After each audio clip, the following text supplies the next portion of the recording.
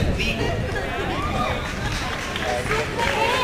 And we must remember that in these days and times, because if it's illegal to feed our families, we're going to continue feeding our families. It's that simple. I asked at the end of the poem something a really simple question I asked with youth, elders, refugees, indigenous people across the world. It's, who do you represent? You know, in these days and times, specifically those of us in the hip-hop culture, we're like, represent Brooklyn, represent Mexico, represent the IE, the 909, however cats want to shout it. You know, whether we represent Crips, Blood, Grape Street, Vice Lords, it's like we all are trying to represent something that is not us because our original identities were stolen from us.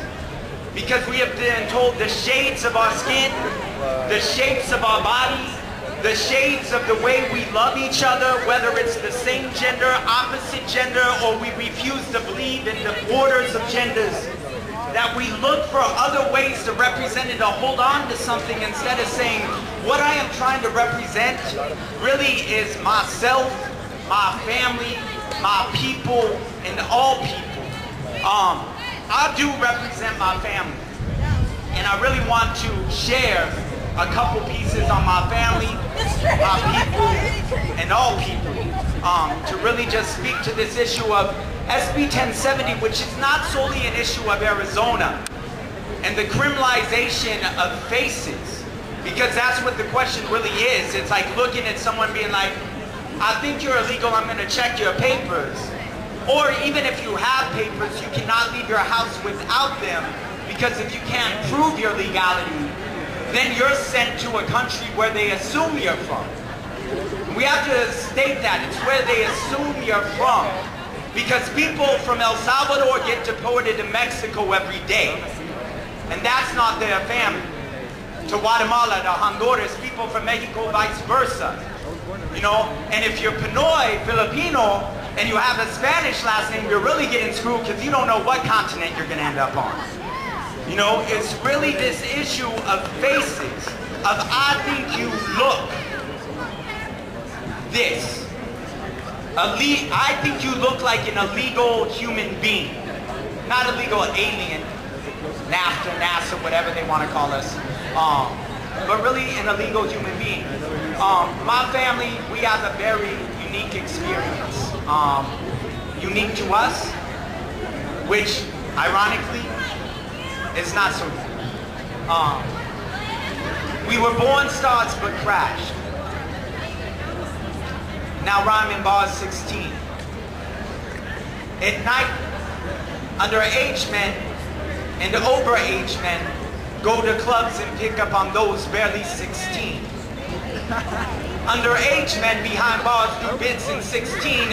Sisters think sweet 16 ain't so sweet, so rush to grow older. A year earlier, quinceañera, one of the 5 decade plus had. My grandfather lost his brother building the railroad tracks. My cousin's arm bears traces and witness with the traces of tracks. Maybe this is why I want to write tracks. I see the need for alternatives. We be the new MCs, those who respect ancestors and producers. My family worked the fields. We lost 2 aunts to pesticides. They died from cancer. No answer from God. Systems, left, right, and religious. Keep your definitions. My father is not lowly mechanic. He is not oppressed. He is my father. Sorry, I get ADD, audio deficit disorder. That was off track, back to our original train of thought. My deal was a candy dancer, Mexican singing as he was slamming sledgehammer and body against the railroad ties. We tied our lives to those tracks. We died to those tracks. Now those tracks is where children beat each other to death in the back with railroad ties in the shy. Radio tracks lie. We lay, gente, what the fuck happened to us? Wrapped in the chick-clack-clack of the gat backseat of the black and white backs. Bruised blue eyes, bloodshot red, give me the green money. Honey, what is the color of your truth?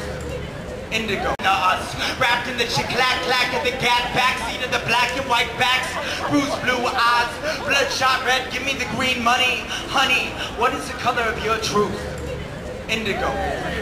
We of indigenous names and indigo generation will reclaim, rename, retain reality. We are bronze skin and obsidian beautiful people, and I know our ancestors built temples that raise the sun. Don't tell me we can't raise our children.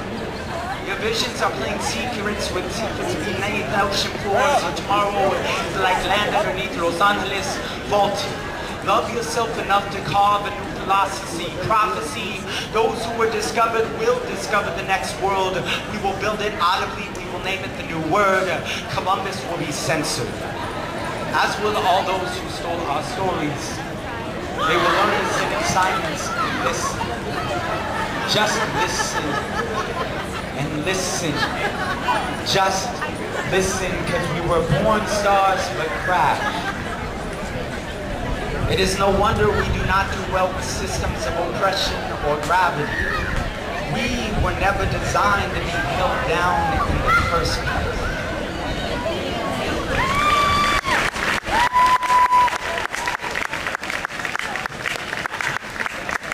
I just wanted to go over a couple statistics real quick before I get into the last piece of just the reality of my family.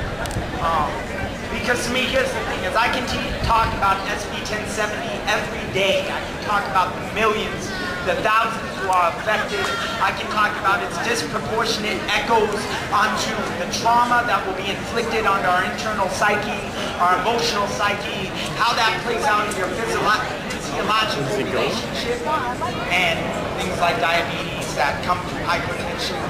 But the reality is, it's important because every number of any 1 million people statistic you throw out is an entire family. It's an uncle, it's a tia, a tío, and abuela, our grandmas, our grandpas, our abas, our mamas. You know, it's, each one has very much a story. When I came into California, there was a JROTC, or an ROTC, JROTC is high school, an ROTC poster that I saw. And when I got off the plane, there was a couple soldiers on the plane with me. And I am not an advocate or an ally of the military by any means possible. However, what I can say is that even the military can agree to be against SB 1070 because the very first person who died in Iraq was undocumented. Jose Gutierrez from California. This is not just an issue of what they're trying to make it of just like any one base of one group. 2 million people in 1954 to 1957 in Operation Wetback. As we talked about echoes of ancestry. This is not the first mass deportation.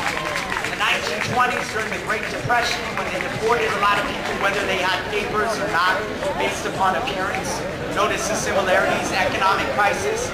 Blame somebody from outside who looks a certain way, then whether or not they were born here, put them on a train and ship them somewhere, regardless of whether it's there or not.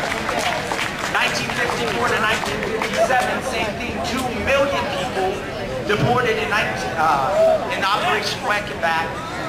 Undocumented people commit less crimes than U.S. citizens, pay more taxes than U.S. citizens, yet 186,000 people were deported last year alone. If you really think about that, what's the population of California?